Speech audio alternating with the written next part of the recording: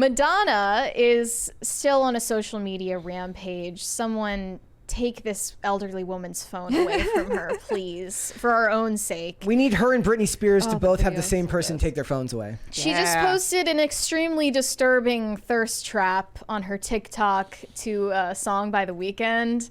Well, we're not going to listen to the song. Yeah, don't turn the sound on, but I guess the clip's for only 5 educational seconds. purposes, we must play this, at least briefly. Here you go. Brace yourselves. This, yeah. No. I don't like it.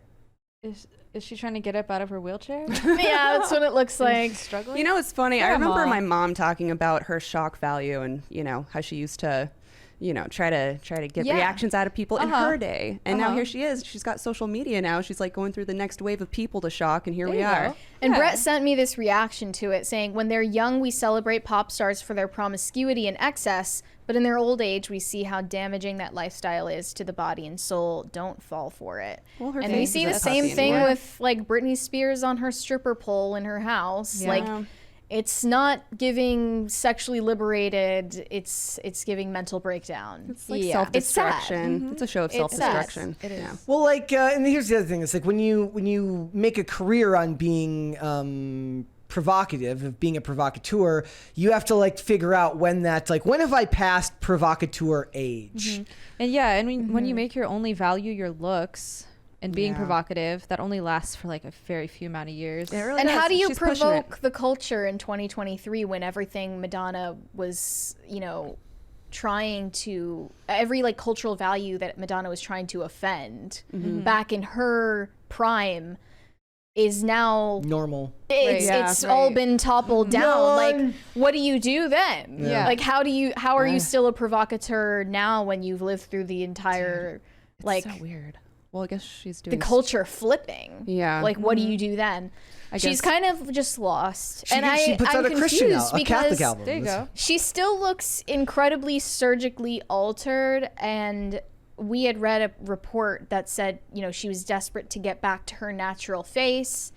And we also speculated that her recent hospitalization was due to possibly complications that came from plastic surgery or injections of some sort.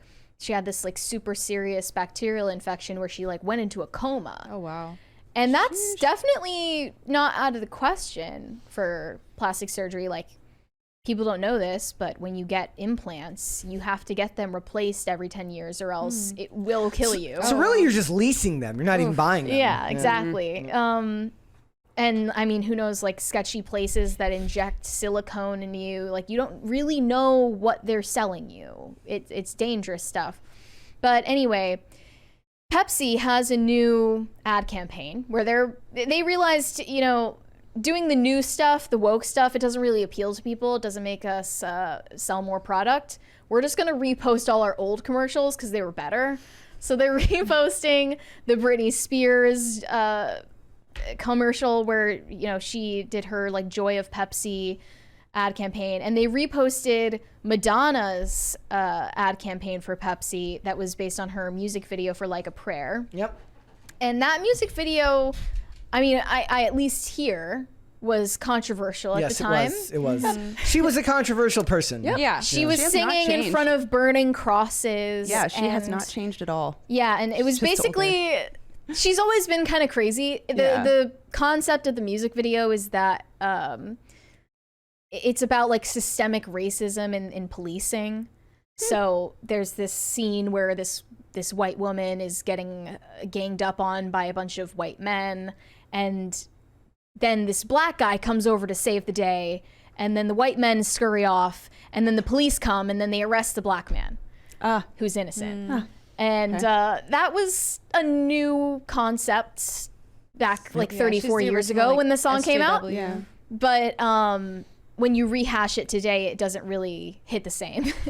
And she reposted this Pepsi commercial, the Like a Prayer commercial, and she captioned it, 34 years ago, I made a commercial with Pepsi to celebrate the release of my song Like a Prayer. The commercial was immediately canceled when I refused to change any scenes in the video where I was kissing a black saint or burning crosses. So began my illustrious career as an artist refusing to compromise my artistic integrity. Thank you at Pepsi for finally realizing the genius of our collaboration. Artists are here to disturb the peace. What I think they don't get is that they are the peace now. Yeah. They are they said they're here to speak truth to power while refusing to acknowledge that you are part of a multi-billion-dollar industry. You are the power. Like you're no longer the tiny little artist shouting into the void, trying to stop the man from doing something. You are the man. You are the police officer who showed up late and then arrested the wrong person. You are them. The Pepsi ad ends with celebrating 40 years of disrupting the status quo. Like, thank you, mega corporation, for disrupting the status quo. It's really incredible how like tone deaf they are. And, you know, even after they did that awful PR blunder with Kendall Jenner, they did that Pepsi commercial with Kendall Jenner where she goes to the protest and everyone's holding up signs and she brings the Pepsi. She brings Pepsi to a protest and world peace ensues. I don't know, world peace ensues. That's like exactly. A double rainbow shows. Sunlight shines and suddenly, down on all. Inequality, world hunger was over. Inequality defeated once and for all. Yep. And Pepsi. That didn't go over well when it was like 2016, 2018, right? Right. But like protest culture is mainstream culture now. Yep. That's what they don't seem Maybe to grasp. they're trying to say we did it first. That would be my only guess of like trying Like to look cool and be like, you want to be the person who did it cool. first. You don't want to be the person who did it last, right? This anti-police Black Bloc rally brought to you by Pepsi. And the Kardashian Jenner family. Exactly. Like they are truly speaking truth to power. Like instead of like don't like what? Don't throw Molotov cocktails. There's a better way. Yeah. And it's just throw a Pepsi. It's Pepsi can. cocktails thrown into the. They're like spraying it like champagne. A Molotov Pepsi goes through the window. They're like, together we can.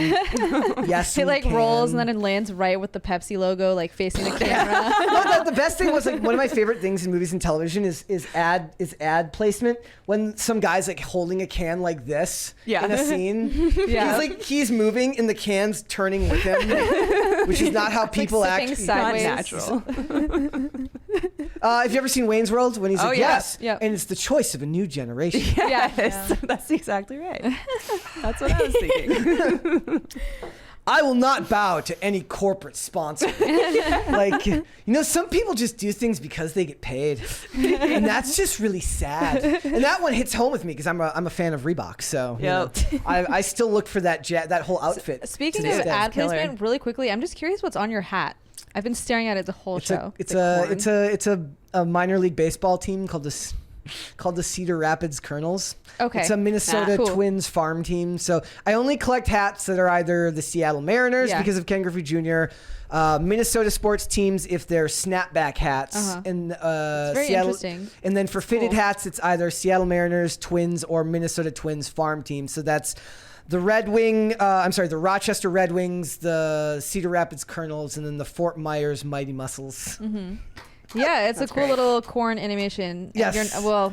Real corn. I saw people. cool. I saw people just appreciating it I was in fascinated. the chat. So I don't wear this one very much because and you're not sponsored by them. No. Wish you were though. I absolutely one wish day. I would. Guys, Coke or Pepsi if you have a dog in this. Sorry, there's a wrong answer here. The right answer is Pepsi every single time. If I have to, Coke. I'd have to do Pepsi. Baggy jeans, Coca-Cola. We were having a whole debate about baggy jeans versus skinny jeans before the show today, guys. Sorry, ladies. Baggy It was a jeans heated are debate. canceled. Pepsi may I be agree. canceled. Russell Brand may be canceled. But if Russell Brand has to be canceled, then baggy jeans go with him. Baggy jeans go with him. That's the compromise. That's the compromise. Okay. Yes, you can have Russell Brand, but I can also get rid of freedom of baggy speech jeans. and- Yes, I will give up the First Amendment if it means women can't wear baggy jeans. Heart's in the right place. Exactly. So yeah, but Madonna's like I said, in a world full of Dolly Partons, don't be a Madonna, be a Dolly Parton. She's use your plastic surgery wisely. It's such a shame. Like she got rid of her tooth gap, which was one thing that when like she was strikingly beautiful, it made her unique, and she got rid of that, and then ruined her natural beauty.